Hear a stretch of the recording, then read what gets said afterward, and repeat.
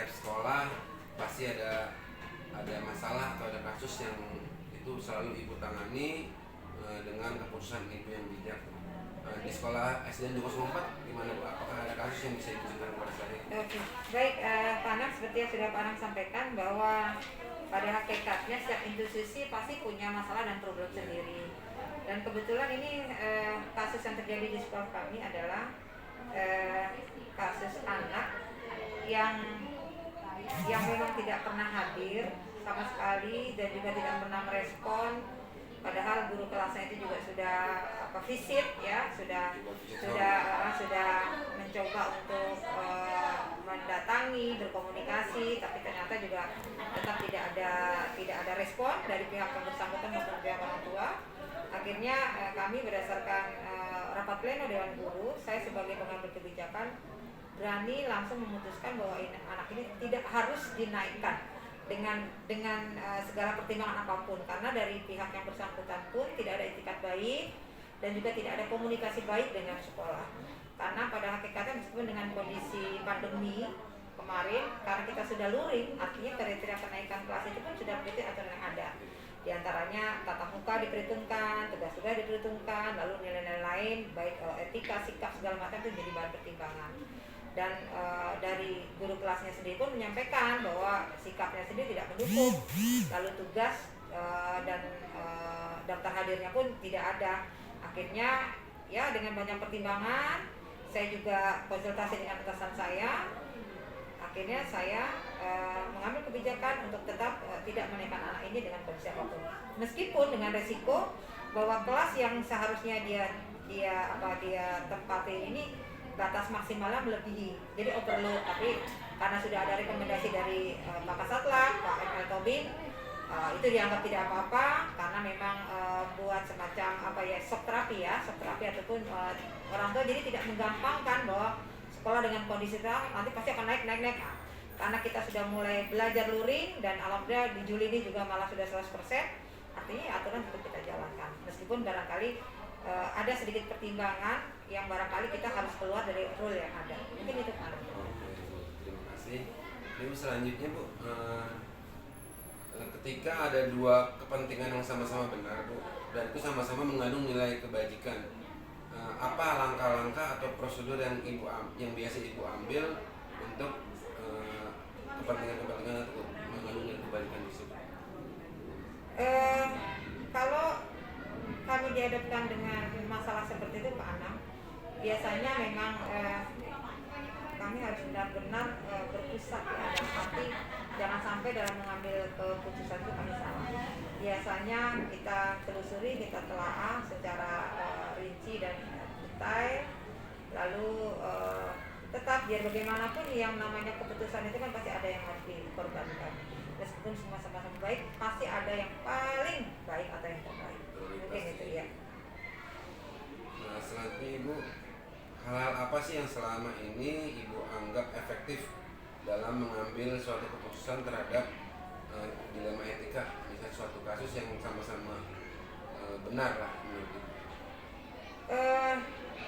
Kalau masalah etika, ya kita tetap berkiblat bahwa negara kita adalah negara timur ya, dan selalu berlandaskan dengan akhlakul karimah, apalagi dengan visi sekolah kami menjunjung tinggi masalah akhlak ya, lalu sopan santun, lalu moral segala macam, karena biar bagaimanapun kita harus bisa memberikan atau membentuk karakter anak untuk masalah etika dan moral. Karena kalau dari kecil mereka sudah kita bina, kita biasakan dan kita didik dengan aspek-aspek nilai-nilai ini, saya yakin kedepannya mereka pun punya filter ya, punya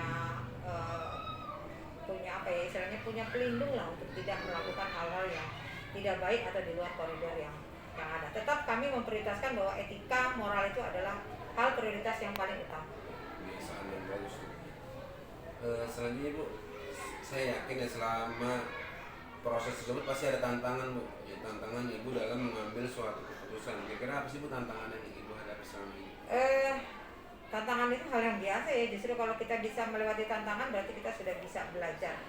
Iya, sudah bisa belajar. Jadi kita tidak perlu takut dalam mengambil keputusan, karena pada hakikatnya setiap pro kontranya, Resiko, ya pasti ada resikonya. Cuma selagi kita yakin bahwa apa yang kita ambil itu adalah hal yang baik, ya pasti insya Allah akan selalu dimudahkan. Karena biar bagaimanapun kita sebagai pengambil kebijakan memang harus benar-benar menelaah supaya keputusan kita ambil pun tidak salah.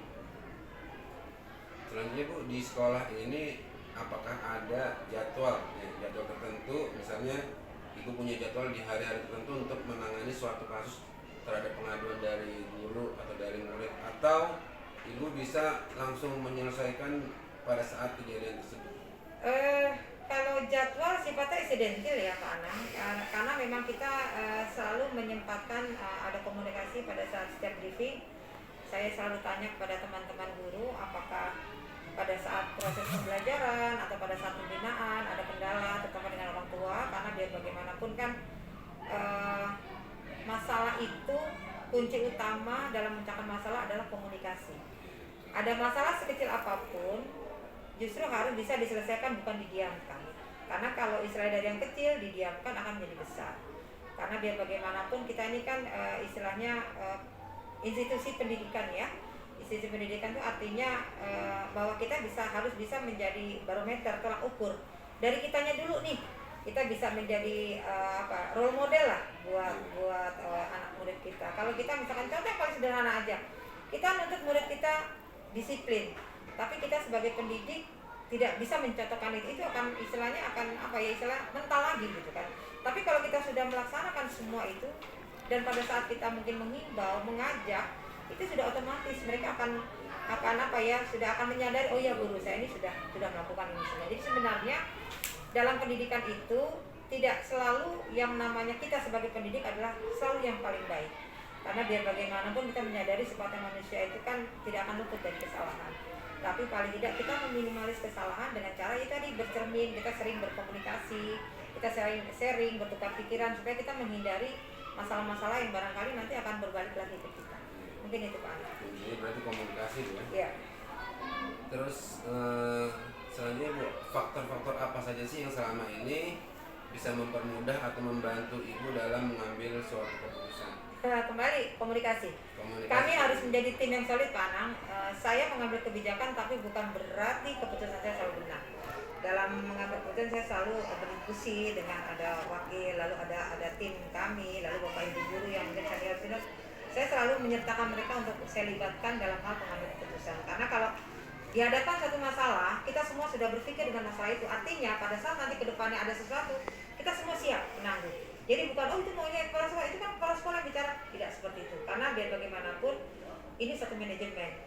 Ya kepala sekolah itu artinya hanya sebagai kita sama sebenarnya, hanya kebetulan diamanahkan saja, ditambahkan tugas tambahan saja. Itu saja sih. Yang penting komunikasi, selalu koordinasi, ya diskusi dan kolaborasi itu ada salah satu yang barangkali kita pertahankan. Iya, bagus sekali ya. Ini Bu yang terakhir Bu yang saya sampaikan, kira-kira apa sih pembelajaran yang bisa Ibu petik dari pengalaman-pengalaman ketika Ibu mengambil suatu keputusan? Pembelajarannya yang jelas kalau misalkan kita bisa menyelesaikan masalah itu dengan baik dan semua berdampak positif, artinya bahwa kita sudah bisa bermanfaat untuk orang lain. Itu yang paling utama. Karena biar bagaimanapun nggak ada yang namanya masalah tidak bisa diselesaikan.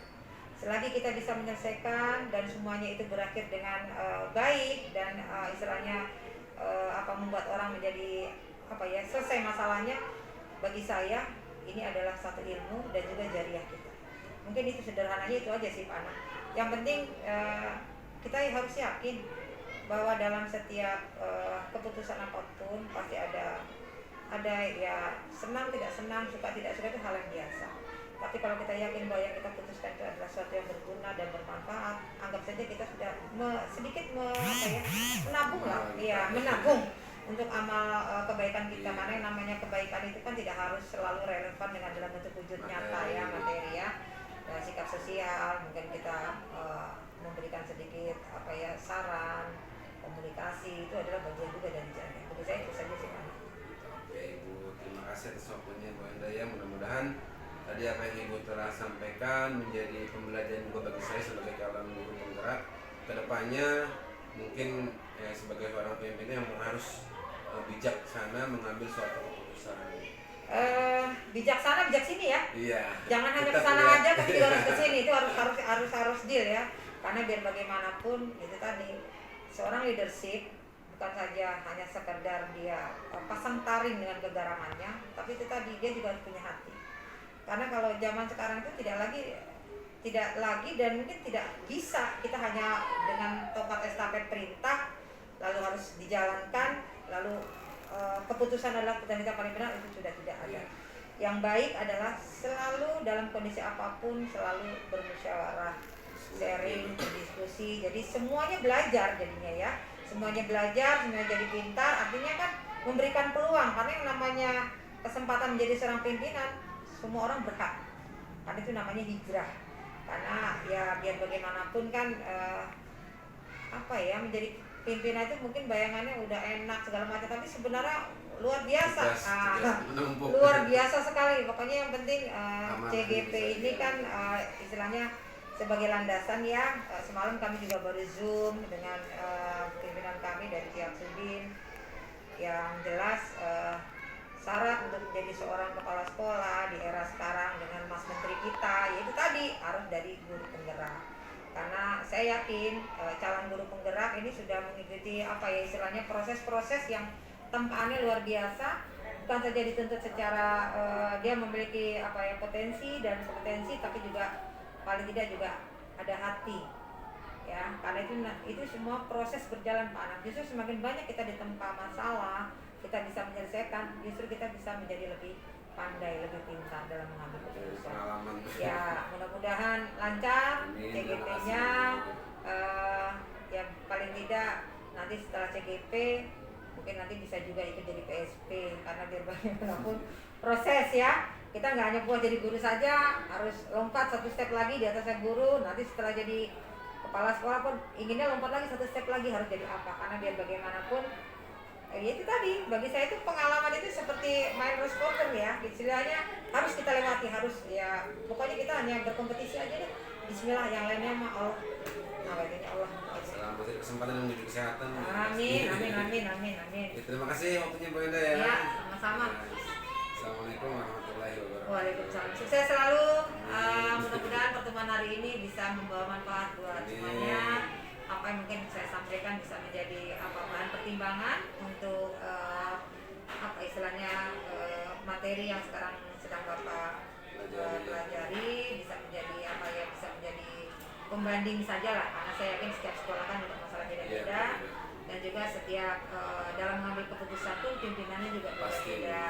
Jadi dari sini nanti Bapak bisa melihat nih figur-figurnya seperti apa dan bagaimana. Saya hanya bisa mendoakan sukses selalu. Mudah-mudahan apa yang Bapak impikan bisa tercapai. Terima kasih Bu. Iya, sama-sama.